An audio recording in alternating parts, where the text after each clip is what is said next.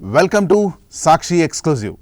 Big బాస్ని వదిలిన మర్యాద, బిగ్ బాస్ చరిత్రలో జరగని కెప్టెన్సీ ఇష్యూ, రచ్చరచ్చైన రంగుపడుద్ది టాస్కులు, ఇంకా ఎన్నో చిల్లర తగాదాలతో జరిగిన బిగ్ బాస్ ఈ రెండో వారం ఎలా సాగిందో ఒకసారి చూద్దాం. నీ ప్లేటు నా కంచం, వాడి కూల్ డ్రింకు వీడి బట్టలు, ఇలాంటి తీవ్రమైన సమస్యలతో వాడి వేడిగా కావాల్సినంత ఫుటేజ్ రెండో వారం బిగ్ బాస్ ప్రేక్షకులకి ఇచ్చిందనే చెప్పచ్చు.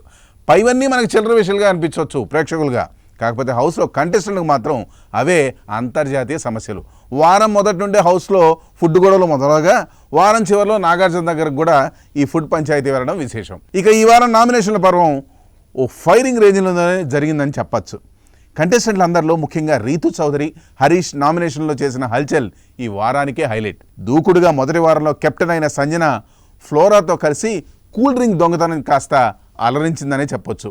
రంగుపడుద్ది టాస్క్లో చాలా వరకు వాడి వేడిగానే జరిగిందని చెప్పొచ్చు. బిగ్ బాస్ చరిత్రలోనే కెప్టెన్సీని రివోక్ చేసిన సీజన్ ఇదనే చెప్పాలి. కెప్టెన్సీ టాస్క్లో రీతు సంచాలకురాలిగా కెప్టెన్గా ఎన్నికైన డెమాన్ పవన్ ఎన్నిక చెల్లదని హౌస్ మొత్తం ఏకీభవించడంతో తిరిగి వీకెండ్ ఎపిసోడ్లో మళ్ళీ కెప్టెన్సీ కోసం స్పెషల్ టాస్క్ చేయించారు.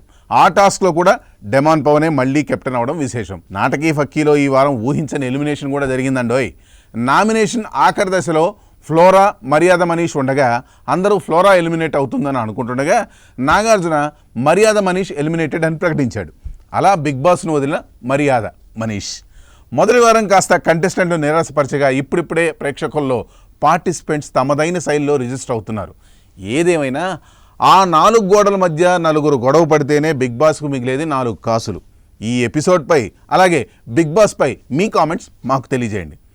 ఎప్పుడైనా ఎక్కడైనా మీ చేతిలోనే వార్తా ప్రపంచం, మీ మొబైల్లో, మీ కంప్యూటర్లో, మీ టీవీలో. సాక్షి టీవీ డిజిటల్ ప్రసారాల కోసం లాగిన్ అవ్వండి www.youtube.com/సాక్షి టీవీ. సబ్స్క్రైబ్ సాక్షి టీవీ యూట్యూబ్ ఛానల్.